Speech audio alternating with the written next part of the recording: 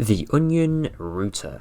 This piece of technology is used by millions of people each day to provide themselves with a kind of digital refuge. They may be attempting to reveal secrets to the world at large, secrets that the government who rules over them may prefer to be kept omitted from the public eye.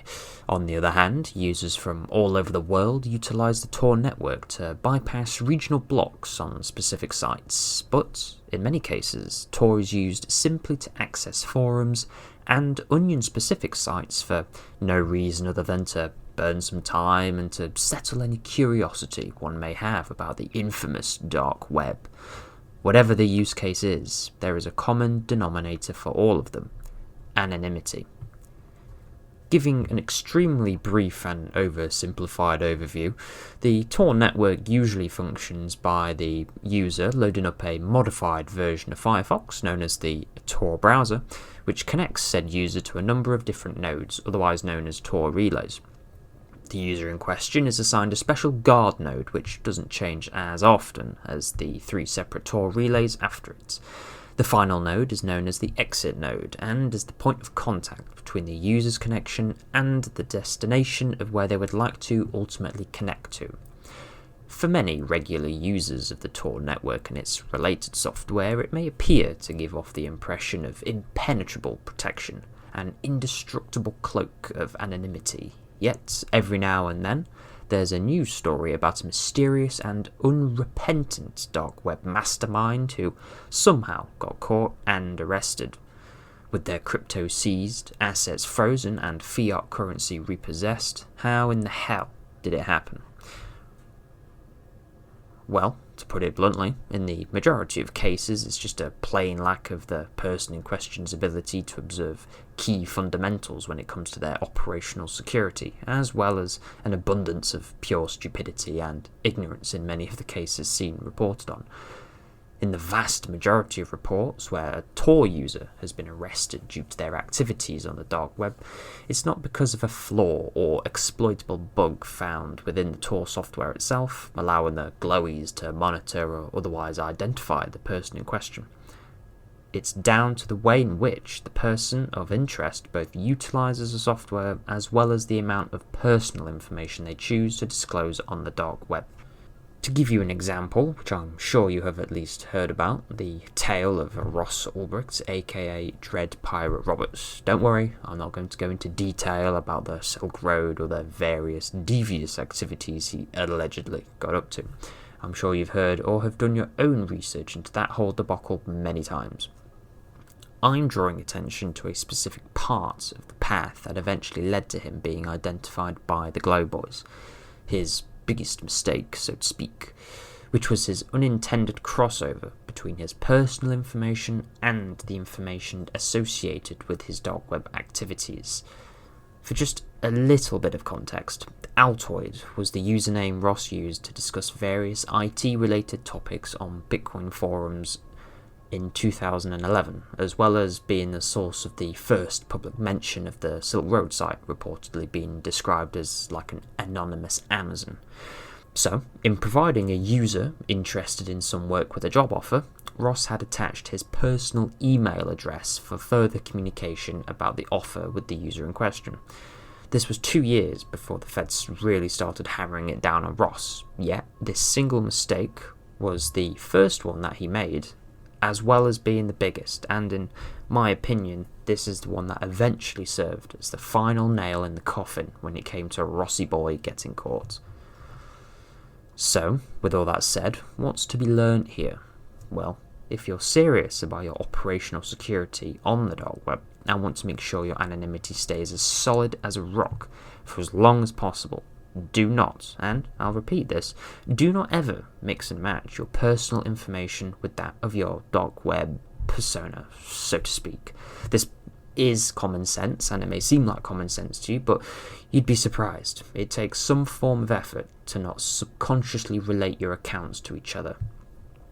Of course, Ross Ulbricht didn't mean to have a crossover of his personal information with his dark web persona. He couldn't see that far into the future. I don't know about you, but my future foresight cuts off after a couple months. But if you are going to engage in a for a prolonged period of time on the dark web, it is important to have your information completely separate. In using the dark web, compartmentalization is your best friend. In other words, ensure that you use distinct information between any accounts or profiles you may utilize whilst on the dark web. Separate emails, randomly generated passwords and or made-up phrases, usernames with no relation to either yourself or any of the other accounts you may have. There's not much point sending numbers at the end of your username if you're wanting to stay anonymous. I'd even go as far as to say to make sure to intermittently change the way you write and format sentences if you're engaging with other users within separate forums. After all, the late funny nature man in Montana was ultimately yoinked and speloinked by his own brother as he had recognised the mannerisms within the writings published by said spicy nature man. Alright, you say. Common sense, got it. What else is there? Well, to change it up a little bit, Windows, for all that is holy within God's kingdom, do not utilise Windows when using Tor. It's not open source, you have no idea if it's phoning home whilst you're on the dark web, not to mention the variety of zero-day attack vectors that are probably being exploited right now in the wild. It's just too risky. Don't throw your security in the bin because it's more convenient for you to log onto your Windows computer as opposed to utilising a VM with CubesOS or shoving Tails on a USB and booting from it. In addition, when participating in a chat or forum, always utilise an external word processor when typing out long messages.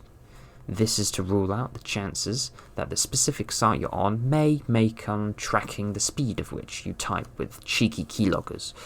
With enough resources, even knowing the speed of which you type and how you structure your sentences is enough to track you down eventually. And, of course, when browsing on the dark web utilising Tor, always use the safest search setting. Never use the safe or standard safety settings unless you know for a fact that the site you're visiting is safe and devoid of dodgy JavaScript. Though, of course, no JavaScript would be best. If you could take one thing away from this information bomb of a video, it would be to always diversify your portfolio. But if you were to take another thing away that is specific to this video in particular, it would be to just use common sense. Make sure you are always on your toes and never get complacent when it comes to the effectiveness of your own operational security. Well, that was a slightly longer tangent than I wanted it to be, but it all needed to be said. And to reiterate the most important points to keep in mind in order to avoid becoming just like the high-profile individuals who got. Use common sense. Compartmentalize your information. Never attach different accounts across different sites to the same email address. There's not much point in using Tor if you're going to be using the same information across different sites that could be eventually used to identify you if enough effort is put behind it from the Glow Boys. And if you do start participating in online circles, for the love of God, if you're going to start up your very own Silk Road version 95 or whatever level they're on these days, don't ask for IT expertise on a forum with an account that is registered with an email address that has your actual name in it. Keep them separate. Well, that's just a couple of things that came to mind that I think are the most important aspects of staying safe on the dark web.